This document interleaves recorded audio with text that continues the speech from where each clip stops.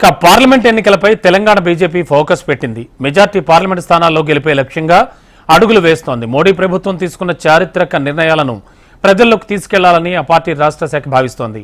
ఇందులో భాగంగానే తెలంగాణ వ్యాప్తంగా విజయ్ సంకల్ప బస్సు యాత్ర చేపట్టనుంది.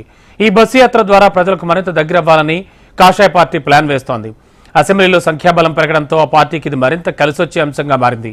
గత అసెంబ్లీ ఎన్నికల్లో జరిగినటువంటి పొరపాట్లకు తావు లేకుండా రాష్ట్ర బీజేపీ వ్యవహరిస్తోంది. తెలంగాణ వ్యాప్తంగా ఫిబ్రవరి 20వ తేదీ నుంచి మార్చి 1వ తేదీ వరకు బస్సు యాత్రలు చేపట్టాలని నిర్ణయించింది. రాష్ట్రంలోని మొత్తం 17 పార్లమెంటు స్థానాలను 5 క్లస్టర్లుగా విభజించి ప్రతి పార్లమెంట్ నియోజకవర్గంలోని మండల, నియోజకవర్గ, జిల్లా కేంద్రాల మీదుగా బస్సు యాత్రలకు బీజేపీ ప్లాన్ చేసింది.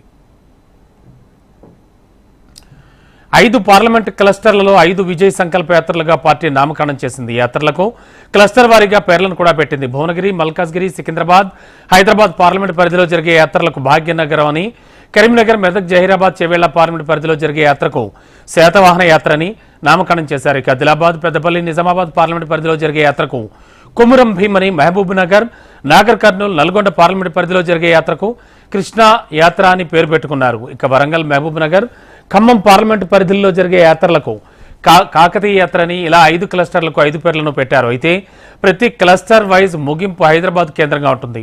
బస్సు యాత్రల ముగింపు సందర్భంగా భారీ బహిరంగ సభను ఏర్పాటు చేసే యోచనలో పార్టీ ఉన్నట్లుగా తెలుస్తోంది. ప్రధానంగా విజయ సంకల్ప బస్సు యాత్రలో పార్లమెంట్, ఆ జిల్లా పరిధిలోని నేతలతో పాటు జాతీయ స్థాయి ముఖ్య నేతలు కూడా హాజరవనున్నారు.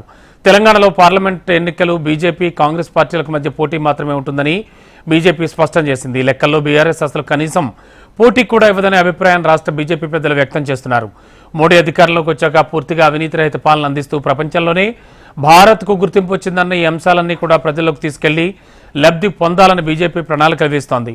సుస్థిర పాలనకు, అస్థిర పాలనకు జరుగుతోన్న ఎన్నికలు కాబట్టి గత పార్లమెంట్ ఎన్నికలకు వచ్చిన సీట్ల కంటే దేశంలో తమకు ఎక్కువగా సీట్లు వస్తాయని కాషాయ పార్టీ నేతలు లెక్కలు వేస్తున్నారు.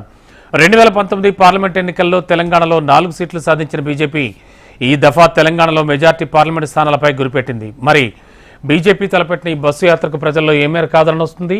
ఈ యాత్రలు సక్సెస్ అవుతాయా? యాత్రలతో ప్రజల అటెన్షన్ను బీజేపీ చూరగొంటుందా?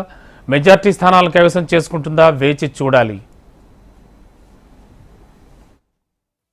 కేంద్రంలో ఏర్పడబోయేటువంటి నరేంద్ర మోడీ గారి ప్రభుత్వంలో తెలంగాణ ప్రజలందరూ కూడా పూర్తిగా భాగస్వాములు ఉండే విధంగా, తెలంగాణ ప్రజల యొక్క మద్దతు కూడగట్టడం కోసం, తెలంగాణ ప్రజల యొక్క ఆశీస్సులు తీసుకోవడం కోసము రాష్ట్ర శాఖ 5 యాత్రలు తెలంగాణలో నిర్వహించాలని, అది ఫిబ్రవరి 20వ తేదీ నుంచి మార్చి 1వ తేదీ వరకు రాష్ట్ర వ్యాప్తంగా యాత్రలు కొనసాగించాలని నిర్ణయించడం జరిగింది. ఈ యొక్క 5 యాత్రల్లో మొదటి యాత్ర ఆదిలాబాద్, పెద్దపల్లి, నిజామాబాద్ ఈ 3 పార్లమెంట్ నియోజకవర్గాలు కవర్ చేస్తూ ఒక యాత్ర ఉంటుంది. రెండవది కరీంనగర్, మెదక్, జహీరాబాద్ పార్లమెంటు ఈ 4 పార్లమెంట్లు కవర్ చేసే విధంగా రెండో యాత్ర ఉంటుంది. మూడవది ఖమ్మము, వరంగల్, మహబూబాబాద్ దీనికి కాకతీయ క్లస్టర్ అని. 4వది భువనగిరి, హైదరాబాద్, సికింద్రాబాద్, మల్కాజ్గిరి ఈ భాగ్యనగరం యాత్ర అని. 5వది మహబూబ్ నగర్, నాగర్ కర్నూల్, నల్గొండ ఇది కృష్ణమ్మ యాత్ర అని.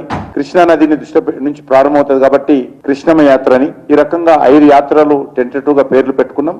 దీనిపైన ఇంకా సానుకూలంగా చర్చించి మార్పులు చేర్పులు చేస్తాం.